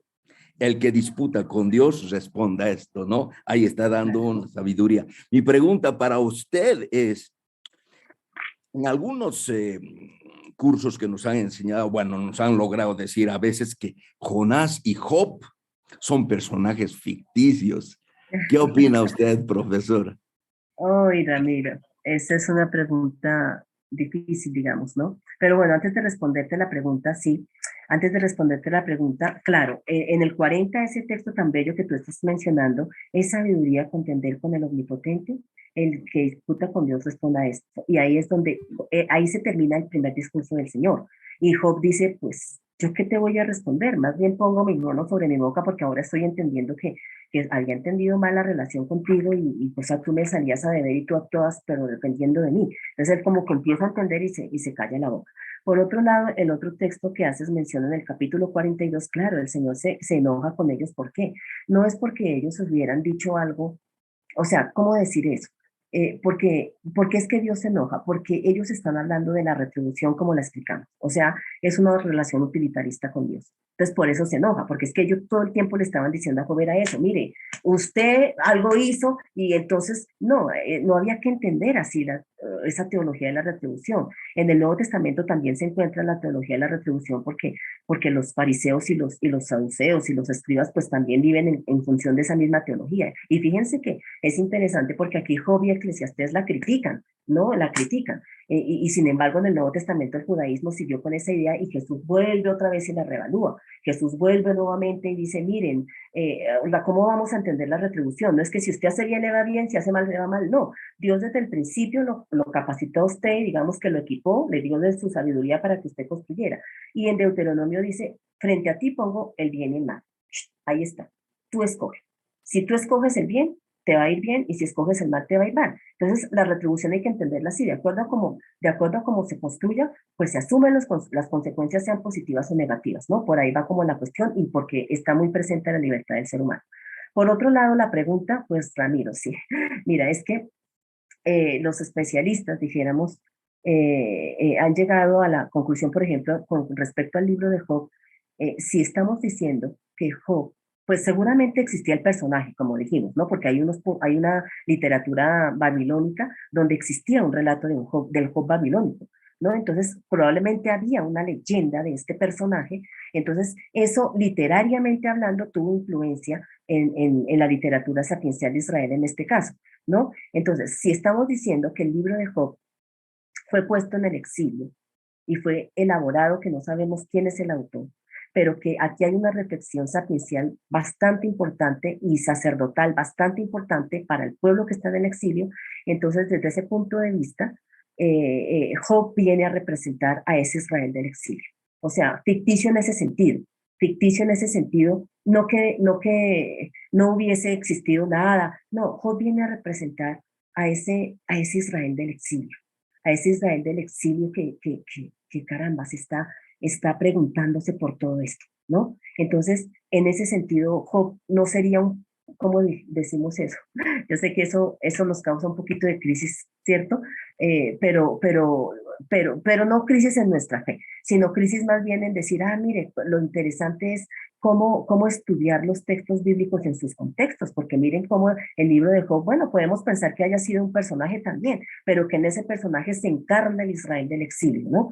En ese personaje se encarna todo ese pueblo que también cuando ya el Señor, ya veo Jehová, al final del libro, me dice, vuelva nuevamente y empiece de cero, y empiece a construir ahora sí ya que entendió cómo es mi relación, cómo tiene que ser la relación de Dios con los seres humanos. Entonces, eso para Job. Para Jonás, que es uno de los profetas, ¿no? También se ha dicho que de pronto Jonás haya sido, pero ahí están las dos posiciones, Ramiro. Jonás, según algunos especialistas, su género literario es la novela, ¿no? Es la novela igual que la vida de José, por ejemplo. Pero es que recordemos que los géneros literarios, cuando uno habla de géneros literarios en la escritura, se refiere a cuál es esos estilos literarios que los autores utilizaron dar a para dar el mensaje de Dios en contextos específicos. Y entonces Jonás está pues también en un contexto, ¿no? Hay que estudiar el contexto de Jonás para entender el libro y entender que él utiliza varios recursos literarios para poder explicar cómo el Señor no tiene, ya se empieza a hablar de la universalidad, si se quiere, porque aquí Dios no tiene acepción de personas. Aparentemente es una crítica también para el pueblo que se pensaba único, ¿no? O sea, somos los únicos y entonces Dios tiene que ir a castigar allá a Siria porque pues no, ¿no? Y resulta que Dios lo manda a predicar a Siria para que Siria se convierta. Entonces es una crítica también, es un libro que critica la actitud de Israel. Entonces, Jonás toma esa postura. Entonces, ahí están como divididos los especialistas, se puede tomar como un personaje histórico o no, y ahí hay división, ahí están como las dos hipótesis, y nosotros podemos tomar la que nos guste más, dijéramos, ¿no? Con argumentos también, y decir, bueno, hay que conocer bien el contexto de Jonás, o sea, cuándo se escribió, así como estamos conociendo el de Job, para poder entender entonces realmente cuál es el mensaje que Jonás tiene. Y realmente es una crítica a su propio pueblo. Frente, Dios es el Dios de todas las naciones, no solamente de Israel. Y Dios tiene misericordia con todos, no solamente de Israel. Y Dios perdona a todos, no solamente a Israel. Entonces es una crítica bastante fuerte para el pueblo. Y eso es lo que te podría decir en cuanto a esos dos personajes. ¿Sí? ¿Bien? Bueno, bien. Ahora tenemos a Jorge. Muy bien. Gracias, hermana, por todas sus explicaciones que por lo menos me están sirviendo a mí bastante. Cuando menciona la teología de la retribución, entiendo, mi pregunta es, ¿tiene relación? ¿Es lo mismo de lo que ahora se escucha y se enseña mucho sobre la teología de la prosperidad? Caramba. Gracias por la pregunta, Jorge. Yo pensaría que en el fondo sí, porque es que hoy en día se está enseñando, o sea, también se está enseñando una relación con Dios utilitarista, ¿no? Entonces, también en muchas partes está como esa concepción de si tú te enfermas o si te pasa algo, eso es porque algo tuvo que haber hecho, ¿no? Algo tuvo que haber hecho para que le esté pasando eso. Y en muchas partes, en algunos grupos se entiende eso. Pero por otro lado, lo de la prosperidad plantea que si tú le traes a Dios y que si tú siembras, y lo digo, lo voy a decir con respeto también, porque la pregunta, creo que este libro nos interpela a todos. Porque si tú siembras, ¿no? Y si tú traes, entonces tú estás condicionando que Dios tiene que obrar contigo, ¿no? ¿Y cómo condicionas el obrar de Dios? Pues yo traigo para que tú me des, ¿no? Y yo traigo, y entonces estas líneas teológicas que son nuevas, ¿no? Ni siquiera, perdónenme, lo digo con mucho respeto, ni siquiera son bíblicas, quizás lastime a algunos, perdónenme, no es mi propósito, pero realmente ni siquiera son bíblicas, porque se sacan ciertos textos de la Biblia y se sacan de sus contextos. Y cuando un texto se saca de su contexto, yo le puedo hacer decir lo que yo quiera, ¿sí? Entonces, estas teologías de la prosperidad están poniendo en el centro a quién, al hombre, ni siquiera a Dios, al hombre, porque entonces el hombre empieza a entender su relación con Dios utilitarista. Entonces yo vengo y siembro, pero para que me llene de plata, ¿no? Yo vengo y doy para que me llene de plata y entonces yo tenga y tal. Y cuando eso no pasa, porque no siempre pasa, hay conflictos. Hay conflictos en el creyente, porque el creyente se pregunta, quizás le pase a alguno, y por eso es que se utilizan esos testimonios. No, ¿y quiénes son los que pasan adelante? Los que pasan adelante, no, es que yo sí hice, yo di, y entonces a mí me pasó y tal, pero no todo el mundo le pasa. Eso no a todo el mundo le pasa. Y cuando al que no le pase, no le pasa, empieza a preguntarse y probablemente se siente frustrado. Y empieza a decir, ¿por qué Dios no me quiere a mí? Porque a ese que dio el testimonio sí, y yo también he hecho lo mismo y a mí Dios no me quiere. Yo creo que la relación con Dios tiene que ser distinta. La relación, porque esa es una relación retributiva. Esa es una relación mercantilista. Esa es una relación que lleva a poner al ser humano en el centro de todo, no a Dios. Mi relación con Dios no depende de él. Mi relación con Dios depende del amor, de la gratuidad, de la salvación que Él me ha entregado. Y mi relación con Él debe ser de amor independientemente de las situaciones que pasen. Ahora, no quiero decir que Dios no bendiga a su pueblo, pues evidentemente sí lo bendice, claro que lo bendice, ¿cierto? Pero en medio de eso, pues también está la responsabilidad del ser humano de trabajar, también está la responsabilidad del creyente de construir la vida, también está la responsabilidad del creyente de salir adelante, y sobre eso, en justicia, pues Dios bendice, pero no tiene que entenderse como que si yo soy fiel, como que si yo te traigo, tú tienes que darme, porque eso no es bíblico, eso no es bíblico. ¿Sí? Y si se sacan algunos textos, vuelvo y repito, se han sacado de sus contextos realmente. Y con muchísimo cariño respondo esa pregunta porque hoy tenemos que replantear nuestro cristianismo, Jorge. Tienes toda la razón. Tenemos que replantear nuestra relación con Dios. Tiene que estar basada en el amor independientemente de lo que suceda. Yo no voy a darle para que me den, no, no. No debe ser así la relación del creyente con Dios y con muchísimo cariño y respeto, no. Lo digo, no sé, Jorge, si te contesté, ¿bien? Ok, listo. Jessica.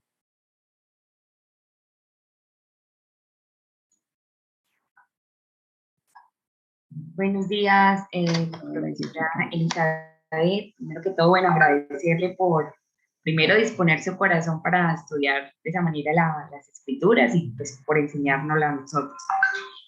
Quería hacerle una pregunta. Bueno, concuerdo con usted cuando dice que de pronto la teoría de la retribución como que ataca pues la soberanía de Dios, porque en sí el obrar de Dios no puede depender de lo que nosotros hagamos o no hagamos. Pero entonces, ¿cómo conciliamos ese texto que dice que Dios no puede ser burlado, que todo lo que el hombre sembrare, eso cosechará? ¿Cómo conciliamos ahí pues, como ese texto?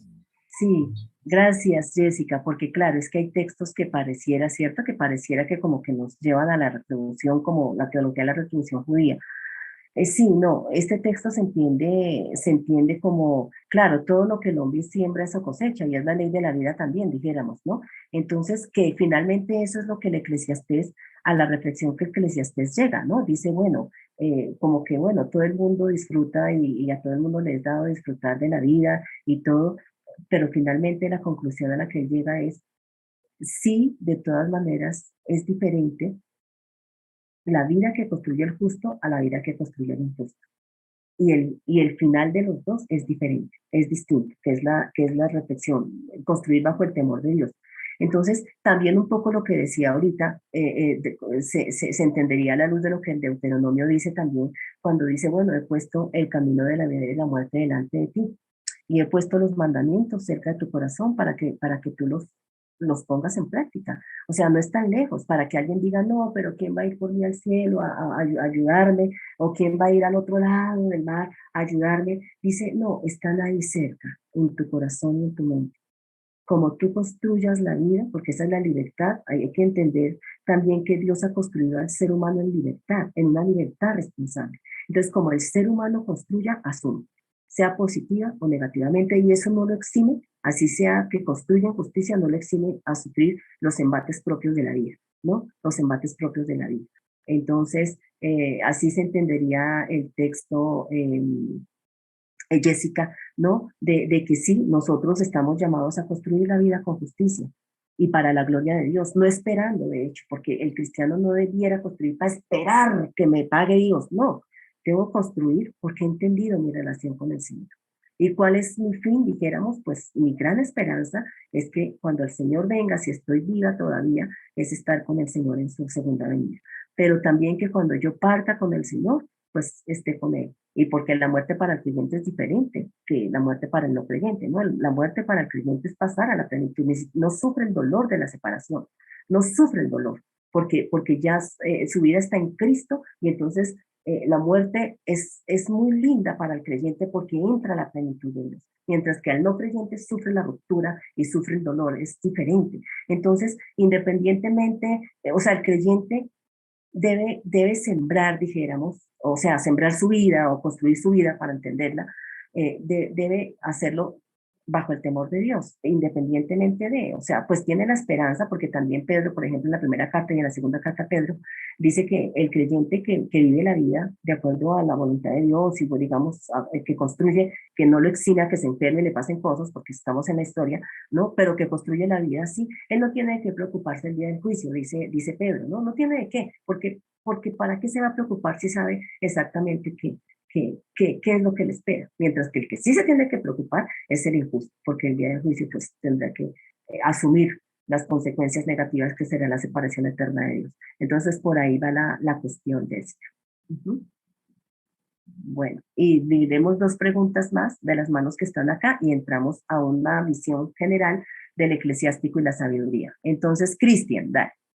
Y luego, Michelle, ¿será que se pronuncia así? Cristian, dale. Bueno, profesora, muchas gracias. Dios me le bendiga mucho. Amén. Lo que usted dijo sí es cierto. Creo que esto nos interpela a todos. Más bien considero que la retribución puede más bien ser comprendida desde un punto de vista distinto y no como quizás la miraba Israel. Ujú, Porque si realmente, por lo menos yo como pastor en la iglesia, yo sí les enseño a los hermanos que Dios no está obligado a nada con nosotros. Es ujú, decir, porque si todos los que nos enfermamos oramos por sanidad y Dios nos sana a todos y ninguno se muere, pues también donde queda lo que Dios estableció, que es que los hombres mueran. Así que tenemos que morir, seamos justos o no. Realmente lo que sí considero es que mi santidad, mi integridad, no me garantizan que Dios escuche mis peticiones y que las resuelva a mi favor. Aunque en la Biblia sí encuentro casos como el de Ezequías que volteó su rostro a la pared y lo que le dijo a Dios fue, yo he sido íntegro y he andado delante de ti. Y ahí podríamos ver como que una ley de la retribución aplicada porque el Señor escuchó la oración y le dio vida cuando ya había decretado un juicio. Otros textos, como por ejemplo el Salmo que dice, con castigos por el pecado corriges al hombre y deshaces como polilla lo más estimado de él, piensa uno, ujú, puede ser algo derivado de la teología esta de la retribución. Un hombre ujú, un día llamado Zacarías se levantó y le dijo al pueblo, si ustedes dejan a Dios, Dios los deja a ustedes. Eso yo lo veo casi como que una retribución muy directa. Entonces, yo la he comprendido, no sé si sea correcto o no, más bien es en el sentido de que yo tengo que actuar bien, tengo que hacer las cosas que a Dios le agradan y eso no me va a mí a eximir de las cosas que tenga que vivir como mortal que soy. ujú, Porque, pero si hay una retribución que quizás no está acá, porque si no fuese así, si yo ya soy salvo, entonces también podría hacer lo que fuese porque mi actuar no va a determinar mi salvación. Y sí la determina ujú, porque me puedo desligar de la gracia, ¿cierto? Yo me ujú. puedo desligar. Entonces, sí entiendo esa retribución como una recompensa al que se comporta bien, al que sirve a Dios, al que ama su salvación. La retribución es la vida eterna, no está aquí. Pero sí aclarar de que de pronto, sí en ese sentido, sí es válida verla. Es al menos lo que yo comprendo. Entonces, no sé qué comentario usted me puede hacer al respecto, si usted comparte eso, si no lo comparte. Sí, gracias, Cristian. Pues digamos que, claro, la retribución hay que entenderla desde otra perspectiva. Evidentemente, sí, el Nuevo Testamento en Cristo, pues digamos que eleva mucho más allá. Hay que entender la relación con Dios desde otro punto de vista, no como se entendía en el judaísmo en un momento eso de la retribución que hemos explicado y que Job y Eclesiastés la critican tanto, eh, y que algunos textos como los que mencionaste, algunos textos probablemente estén influenciados por esta teología de la retribución, ¿no? Y algunos salmos también. Ya digamos que en el Nuevo Testamento que la revelación va más allá, digamos que en Cristo progresa la revelación, dijéramos, ¿no? Y también hace rupturas. Evidentemente sí, quien entra en la salvación, no solamente el que recibe la gracia por la fe, como dice Pablo, ¿no? Y que ha recibido la gracia de Dios, que es un regalo de Dios, pues claro, no tiene que hacer nada para salvarse porque es un regalo de Dios. Pero sí, sí es cierto que el creyente tiene que vivir la vida creyente. O sea, porque esa es la segunda etapa, si me permiten, de la salvación, que es la santificación, y que es el Espíritu de Dios que habita en nosotros, que nos ayuda en ese proceso, pero que el creyente tiene la responsabilidad de vivir una vida en santidad. ¿Y una vida en santidad qué significa? No solamente estar encerrado en cuatro paredes orando, ayunando para ser santo, es que la vida de santidad se refleja en la vida cotidiana, en la justicia que se establezca, en la fraternidad, en la solidaridad. Ese es el santo, el verdadero santo. Entonces, pues obviamente, ¿qué dice la Biblia con respecto a, bueno, digamos, a esa retribución, a ese pago, si se quiere, pero hay que entenderlo distinto. Y es que el creyente va a tener la vida eterna y él no la va a tener. Ese es el gran final, si dijéramos, de esperanza para uno, y que Dios no quiere que nadie se pierda, ¿no? Que todo el mundo llegue al arrepentimiento, eso lo dice la segunda carta de Pedro. Entonces, sí, claro, el creyente tiene la misma responsabilidad que tuvo Israel atrás. O sea, a Israel se le dio una tierra, se le dio desde la primera humanidad, esta es su responsabilidad de construir. Entonces, como usted construya, ¿no? Usted va a asumir consecuencias positivas o negativas. Es ahí donde está la retribución. O sea, usted tiene que asumirla, no porque Dios venga y entonces le esté ahí esperando a ver, como condicionado a actuar, a ver qué hace el hombre para él actuar. No, Dios, el designio de Dios va mucho más allá de eso, ¿no? Pero el ser humano sí, Dios le da una libertad para que construya. El hecho de que eso no entendió Israel en el Antiguo Testamento, ¿no? Israel dijo, somos los elegidos y aquí hacemos lo que queremos porque somos pueblo de Dios y nadie nos toca. Y entonces la sociedad estaba destruyéndose en injusticia social, que fue la denuncia todo el tiempo de los profetas. Y Dios les dijo a través de los profetas, así no es la cosa. Así no es, o sea, son elegidos para una tarea, no por privilegio, para una tarea y ustedes no la están cumpliendo, están siendo infieles a la alianza. El creyente está en las mismas condiciones, pero tiene algo más. Mientras que Israel tiene los mandamientos, aparte que el creyente tiene los mandamientos de Dios, la ley moral, que es la que continúa, porque la ley ritual ya se abolió en Cristo, ¿no? Pero la ley moral, que es la que continúa, el creyente tiene la responsabilidad de construir eso que el primer Adán no hizo, esa primera humanidad. ¿Por qué? Porque ha sido recuperado por Cristo en su imagen y semejanza, ¿no? Entonces, tiene que mirar la cuestión así. Entonces, el creyente sí tiene la responsabilidad de construir un reino, ¿no? De construir el reino de Dios. Entonces, sí, sí, Cristian, ahí estamos de acuerdo. Muy bien, listo. Entonces, yo creo que Michelle y Gisela, sí.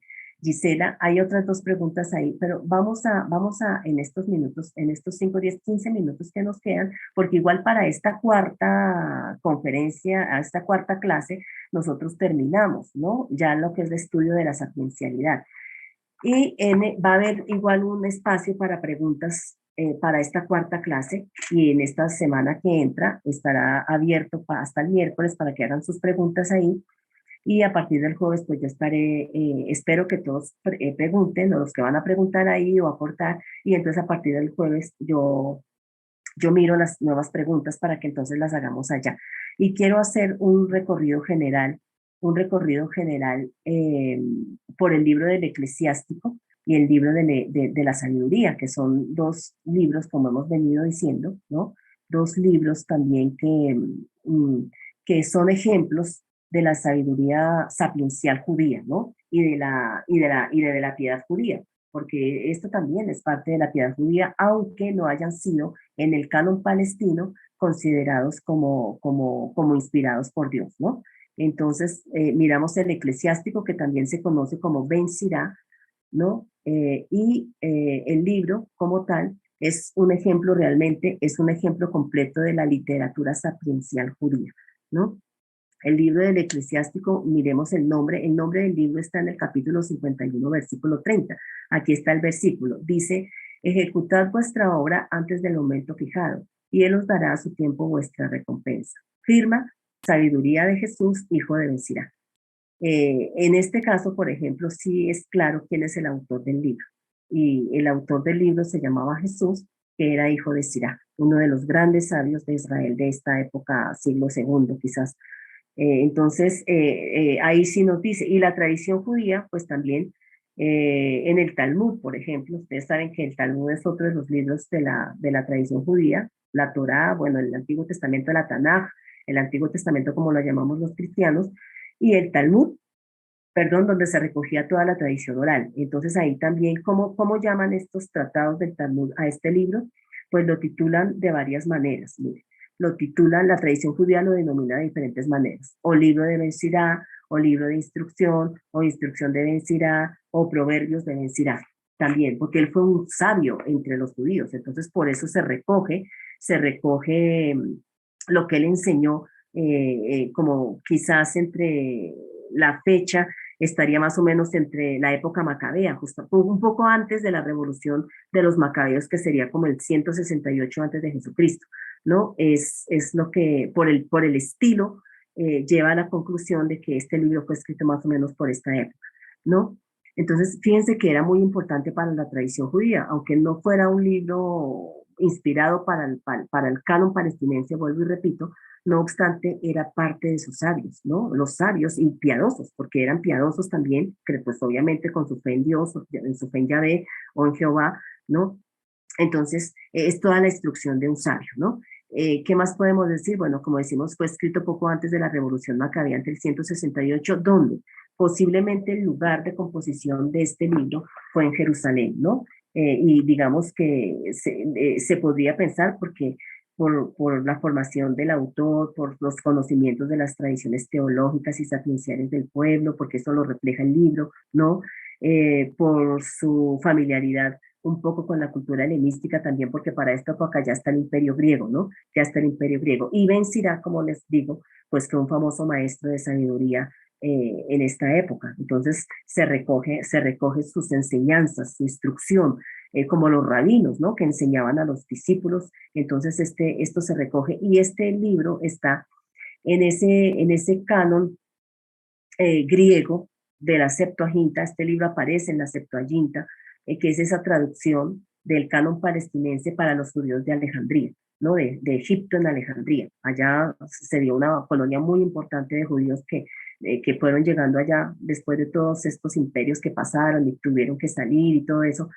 Una buena colonia muy importante en Alejandría. Y ahí también ellos necesitaron tener su escritura en el lenguaje que hablaban, porque el hebreo se había perdido y hablaban griego. Entonces se hizo la traducción y se hicieron otros libros para esta época que se incluyeron ahí. Entonces es interesante, por eso está en la Septuaginta, ¿no?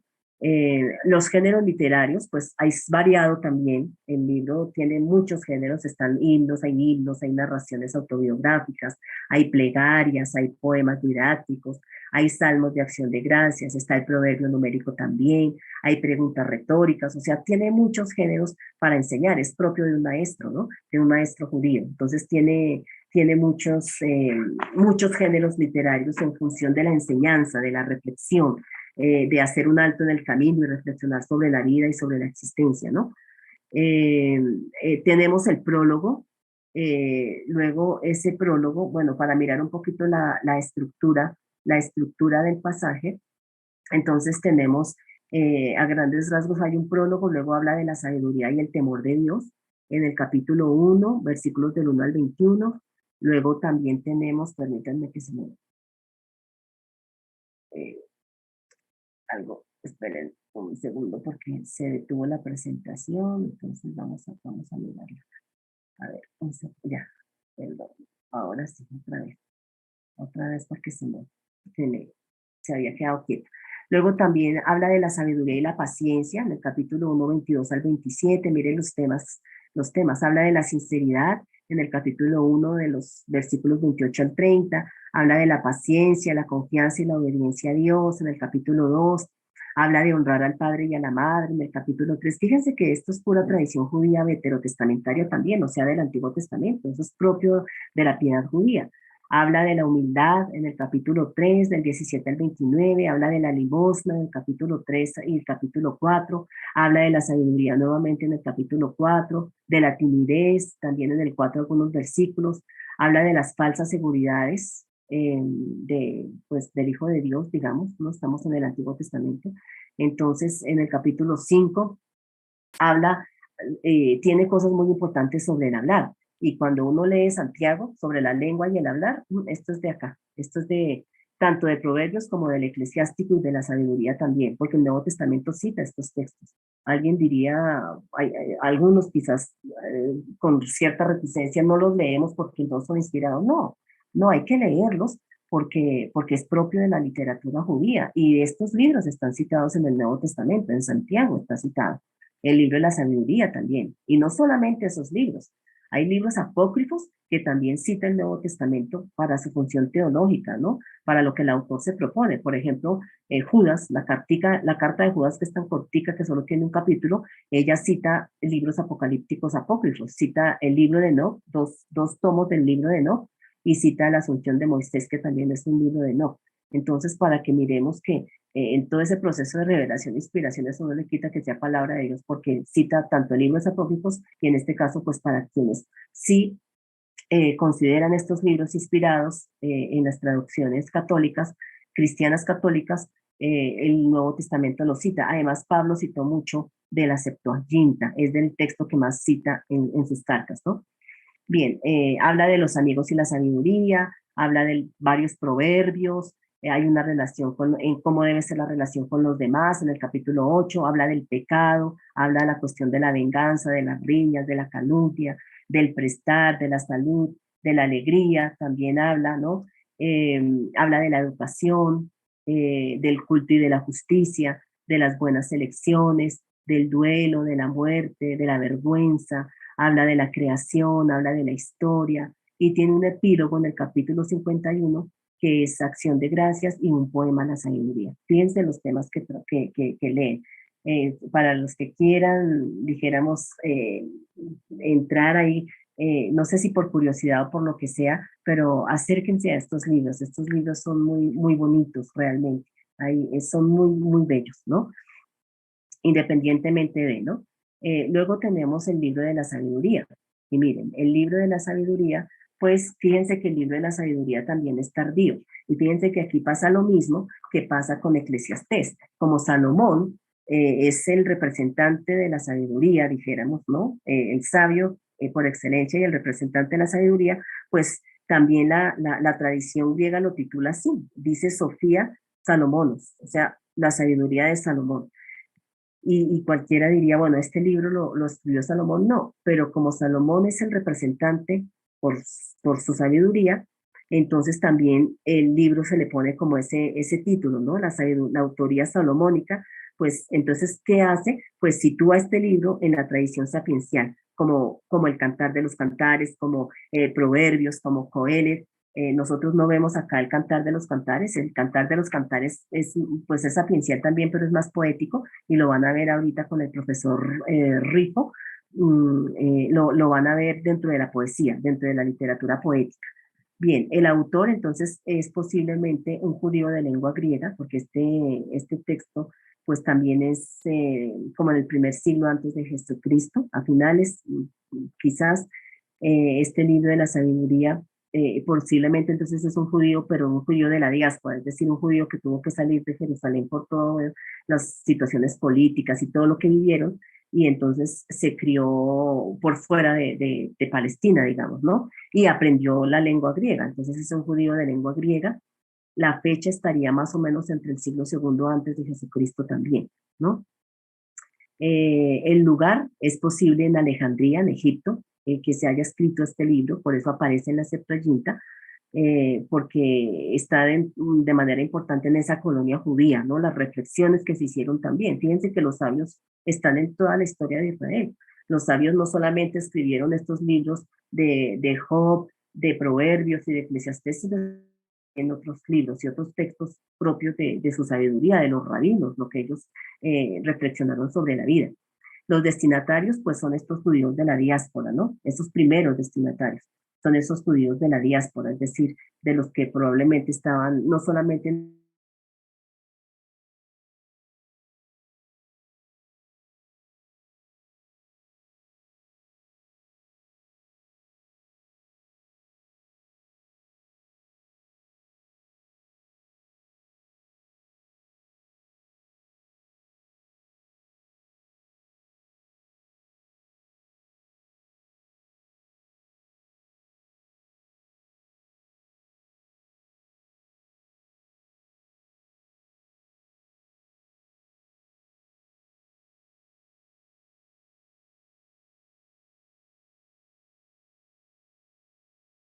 ¿no? Cómo es la providencia de Dios en la historia. En esas tres grandes partes podemos dividir, y esos son los temas que va a trabajar el libro de la sabiduría. Y pues acá tenemos una bibliografía, si alguien quiere acercarse un poquito más a estos dos libros.